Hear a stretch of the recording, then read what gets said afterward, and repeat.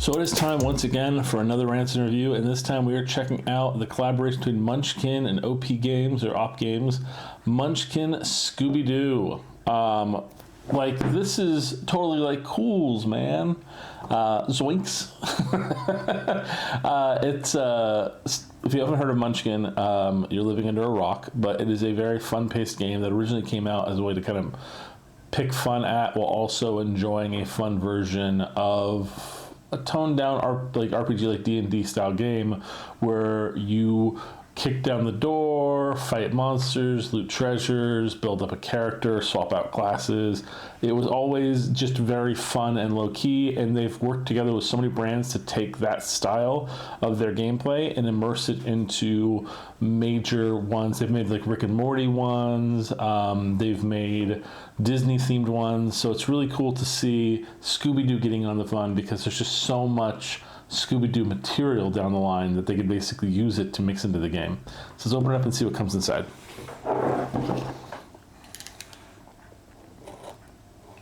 So the newer ones that have been done with other brands have included character cards, which is interesting. But like usually the characters have special abilities because they are actual characters from the franchise.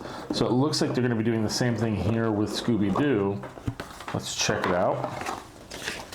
So right off the bat, we have the rule book. Very simple way to play the game. They do have multiple ways to play it. But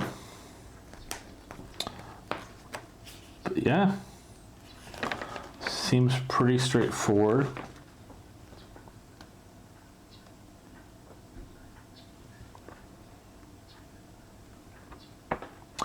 Oh, they're including dungeons and portals in this one. Nice. That was a mechanic they included in a later game, and they're now basically including it in this one too, which is really nice. They're giving a lot of cool stuff in this. Let's open this up.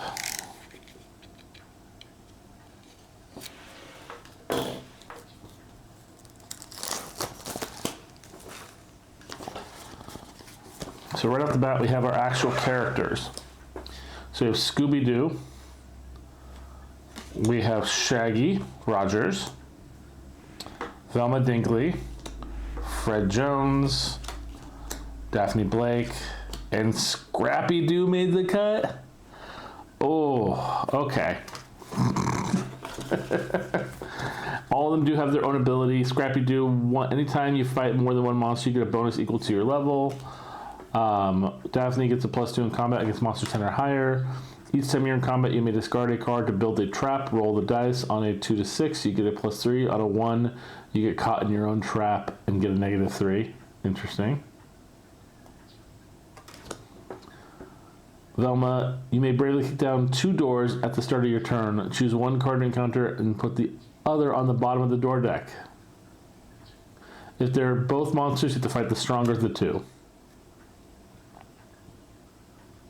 Ooh, Shaggy's is badass. When you loot the room, you may take the top card from either the door deck or the door discard pile. Oh. You may discard 2 cards to force another player to help you in combat. They get all the treasure, and it can't be the winning level. Okay, Scooby Doo is pretty powerful too.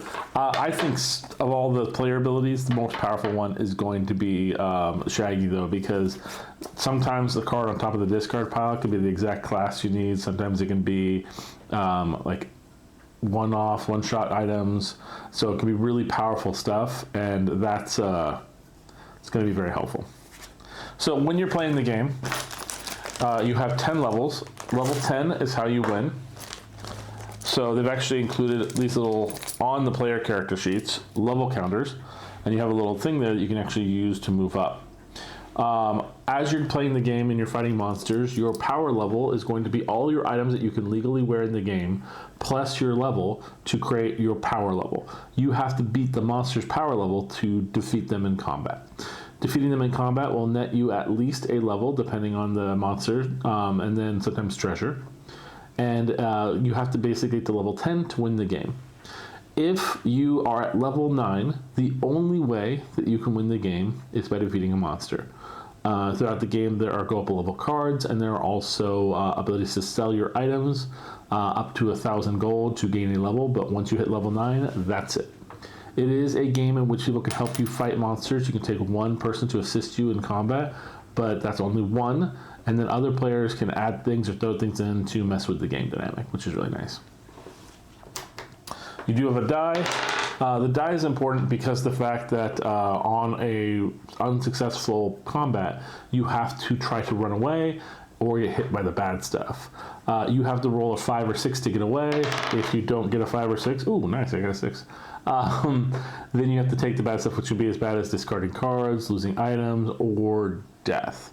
But yeah, that's pretty straightforward. Let's look at some of the cards that you get in the deck, because I have a feeling it's going to be really cool. I'm hoping for a lot of really amazing villains, and I'm also hoping for allies if they have them in this game. And I'm hoping that you get to have some of those great cameos like you have in Scooby Doo, like the Harlem Globetrotters or the Batman, Abbott and Costello. Those would be really fun to add in the game.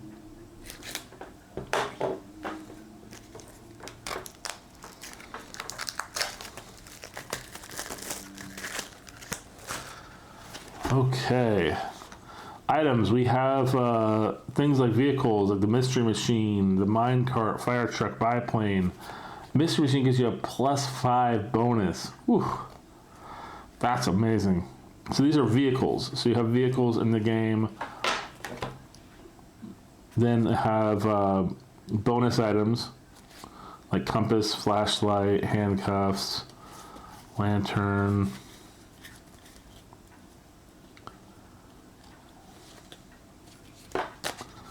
Treasure map, fishing pole. So here on the card, there's a paw print. That paw print's supposed to represent a hand, and then the 2 paw prints represents 2 hands. Then you have big items. You have the little little night hat for headgear. You got sombrero, policeman's whistle, wigs, scarves. No ascots. You got chest pieces, big barrel, pajamas, backpacks, scuba. Oh, nice.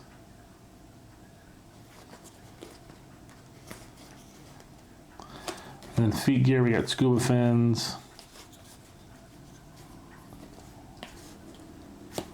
And then for one-shots, we have butterscotch candy, cheeseburgers, extra pickles, chocolate chips, pies. A lot of food items, which is really pineapple and anchovy pizza.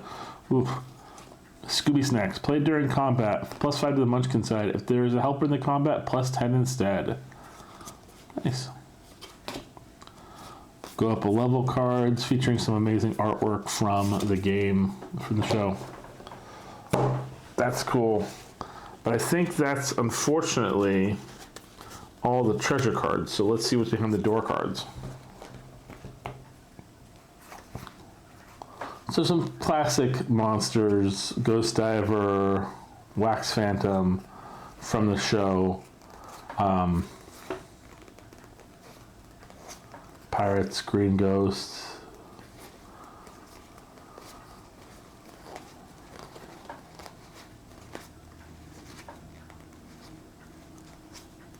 The Creeper, nice, the Creeper.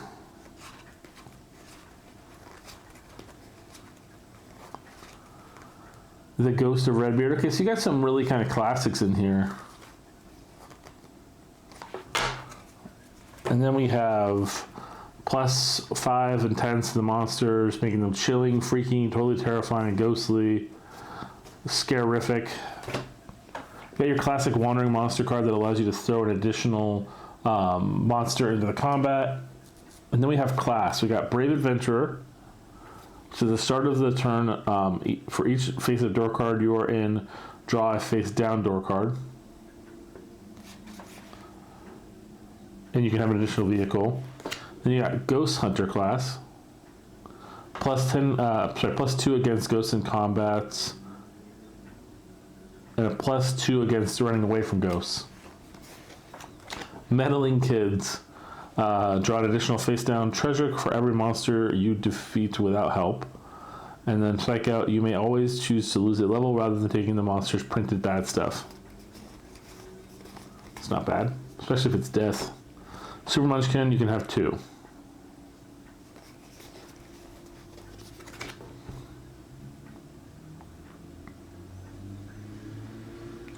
Oh, Unmask the Monster. Play this during combat. The player facing the monster discards them and only draws 2 treasures. That's pretty cool. Traditional cheat cards. So you can basically use items you normally wouldn't be able to. And then we've got Curses. We got Bummer.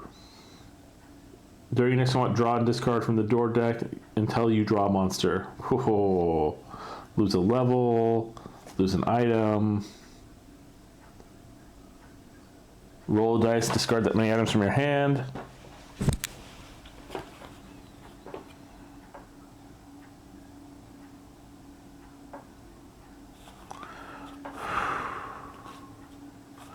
Highest item.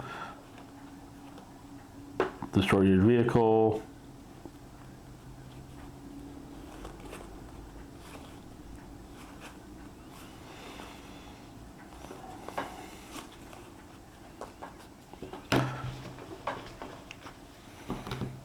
And now we have portal cards. Oh gosh, that's cool. Discard all dungeon cards in play and draw a new one to replace them. Discard dungeon cards, deal a face-up dungeon to each player. Players cannot be helped while in a separate dungeon. Discard all dungeon cards in play and draw a new one to replace them. Draw the top dungeon card, put it in play. Draw the top dungeon card and put it into play. One shots in combat, double in this dungeon.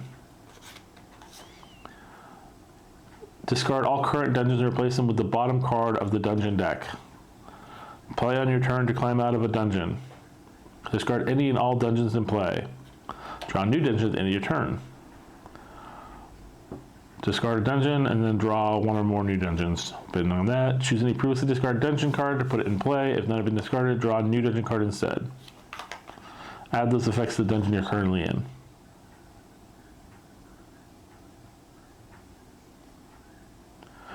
Discard all current dungeons, draw a new dungeon. Each time you defeat a monster alone in this dungeon, draw 1 additional treasure card. Haunted Wood, discard all current dungeons and draw a new dungeon. All players have a -3 in that dungeon. Place this card as a reminder. Discard a vehicle or lose a level, and then discard all dungeons in play and then draw a new one. Abandoned Fun Zone. Nothing is fun in the Abandoned Fun Zone. Discard all current dungeons and replace them with an equal number of dungeons. Okay, so those are pretty much all the dungeon cards. I've got a couple I pulled aside here that I want to go over because they look really fun. They're very Scooby Doo themed. We've got They Went That Way. Play during combat, pass all cards to the player on your left who must fight normally. This ends their turn and begins theirs. So basically you're passing the combat over, which is hilarious. There's a couple of those, which is nice. And then follow that monster. Play during your turn instead of looking for trouble. Bring back the top monster in the door discard and fight it. That's really cool. Now let's look at some of these dungeons. So the recording studio, -2 in combat, -2 to run away. Abandoned monster, never know when to stay away. While in this dungeon, meddling kids get a +3. Destroyo Corp. Before a player kicks in the door, they must choose to discard a card or lose a level. Crystal Cove Caves, where it lurks around the next tunnel. Brave Adventurers get a +3. Condemned Roller Coaster. At the start of your turn, roll a die on a 1 discard a hand item. Crystal Cove Spook Museum. While in this dungeon, all monsters are considered ghosts, with the ghost acting rules. Monsters that are already ghosts have their levels doubled. While the drive-in movie theater, while in this dungeon, all vehicles get a +3 bonus.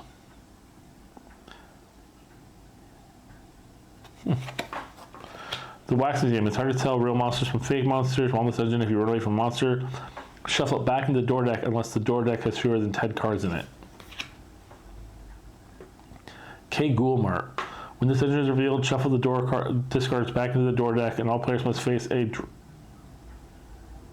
draw a face-down door card. Also get a +3 against ghosts. Ghost hunters get an additional +3. While in this dungeon of the Bloody Stake, no cards may be played to aid the Munchkin side in combat. Woohoo. Main Street. When revealed, immediately place two new dungeon cards next to them. Crystal Cove Welcome Sign.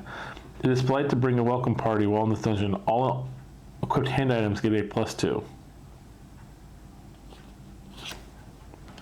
Lightning Struck In. You may roll twice to run away, but if you serve the bad stuff, do what it says, then do it again. Oh. Fishing Cabin. While in this dungeon, before kicking down the door, draw a face-down treasure card. If you loot the room, you can choose to either deck to draw from. That's very beneficial. Gold Mine. While in this dungeon, cards can be sold worth level or worth 100 extra gold pieces each and get shuffled back into the treasure deck. Crystal Cove Neighborhood. There's nothing more mysterious than hanging out with your friends after school. Teen sleuths get a +3 in combat. So those are some pretty powerful dungeons. You can see they can have a really powerful effect in the game. And there's just a lot of really cool facets to Scooby Doo added to this Munchkin game. So if you're a fan of Munchkin, if you're a fan of Scooby Doo, then this is definitely the game for you. I am a little sad though that there are no like famous characters, cameos, but I imagine that would be a licensing nightmare. But hopefully maybe in the future you could see an expansion that gives you those characters. I mean, Munchkin is well known for producing like 5 expansions for their base games, so why not for this one also, right? Well, hopefully you guys found this interesting and you pick this up for yourself, and we will see you guys next time.